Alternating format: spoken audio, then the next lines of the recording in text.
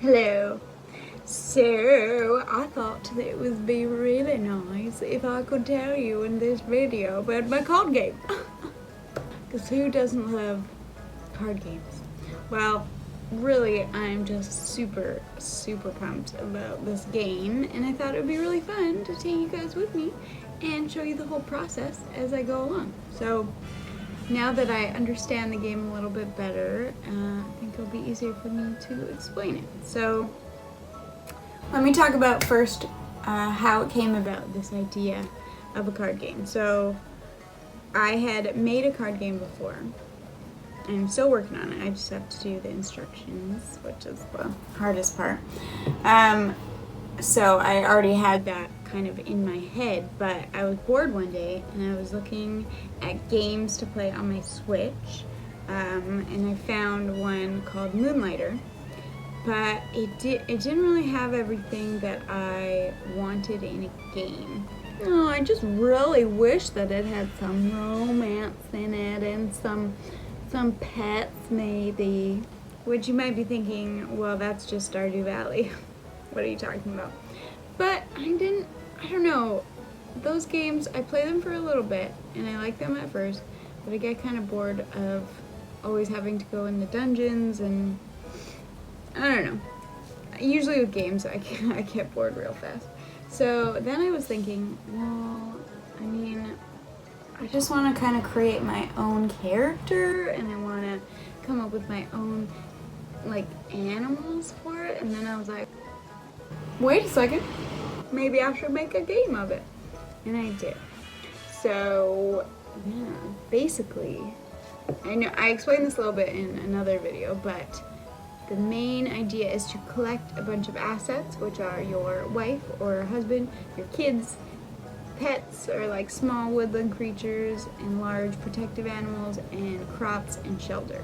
So that's like your life and all the things you have. But this island that you are on, it's the last island that you can live on, but it wants to start from scratch.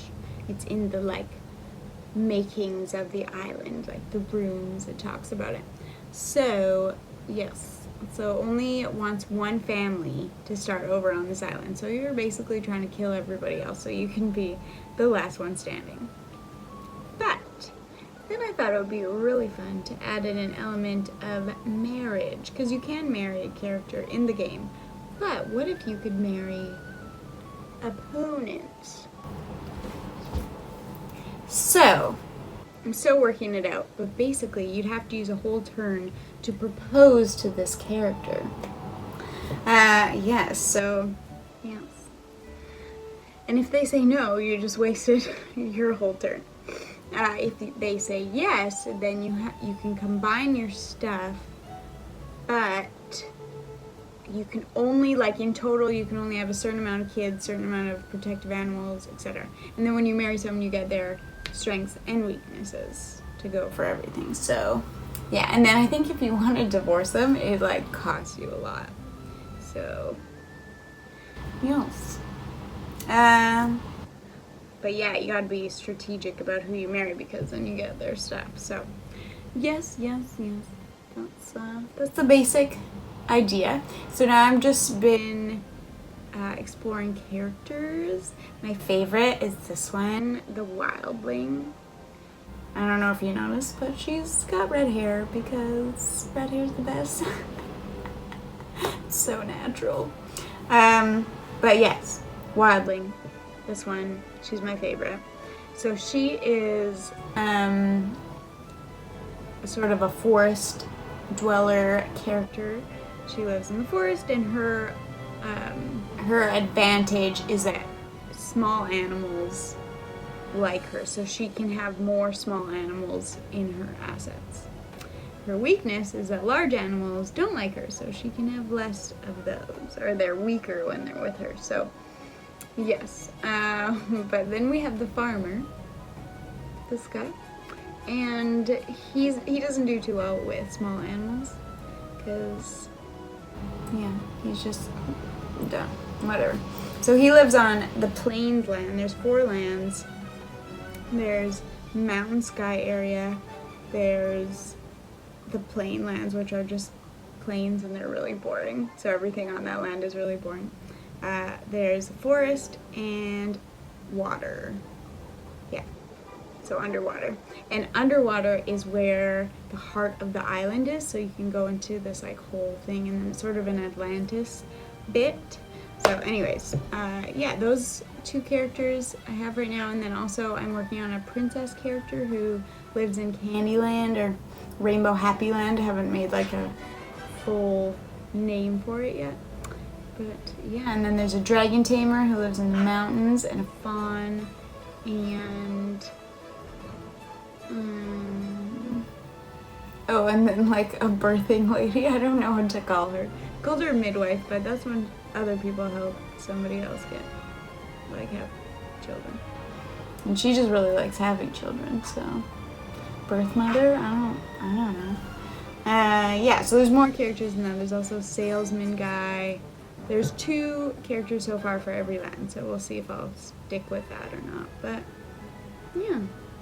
And I've been working on a lot of creatures. I'm getting really into different, like mixing different creatures.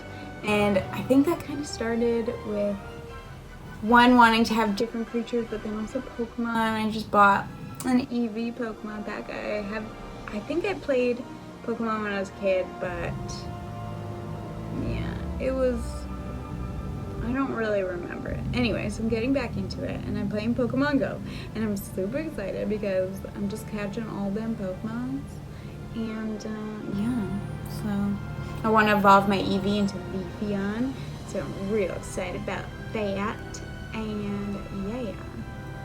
So that's sort of a bunch of things. That's how I thought of the game, and then sort of what the overall theme is and the characters and stuff. So I just really want to keep you guys involved in it and have lots of polls on Instagram where you guys can vote to mix characters up, but also maybe come up with diseases that way, because you're sending the other characters diseases to kill them, and also like natural disasters and like silly things like that. And I'll just keep you guys posted with the process and the inspiration that's going into it, like Pokemon. And I'm also started following a girl named Dina something, because she's mixing creatures and making her own collectible trading cards, which is the coolest thing. So I thought maybe if people weren't totally interested in playing the full game, maybe I could also make collector's trading cards for the creatures in it, the animals. So if you're interested in that and you'd want to like buy little packs of them or something, maybe I'll put them on Etsy. Just let me know in the comments or on Instagram.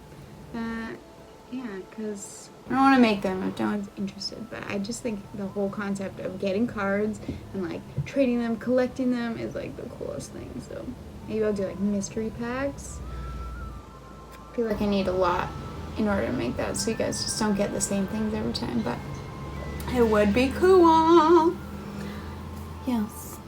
But I think the main reason that I like to make these things is just the idea of creating your own world, and like whatever you think, whatever you say goes, right? So you can make a creature out of whatever you want, and it's your world that you created, and that's so fun to me, like discovering like all the intricacies of the island and the characters, and oh, it's just so cool.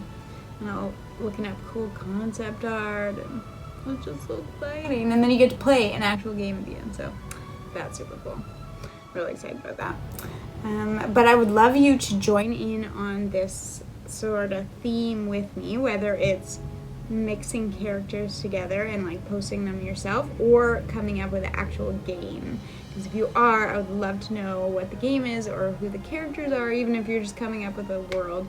So if you want to participate in this challenge, which is creating worlds in some form or the other, maybe tag it freckled world. Yeah. And then I can see if you guys post it, and that'll be super fun. So thank you so much for watching this video. I hope you're as excited as I am about all these characters and cards and etc., etc. Yeah. So we're all excited. So thank you. Like, subscribe, and comment. Oh, that was so hard for me to say. Say hi, Bird. Come here. Come here. Bird. There she is. Hi. She's being a little snuggle bug today. Look, it's Sakura Matata. Ratata. Okay. Okay, I'm leaving now. Okay.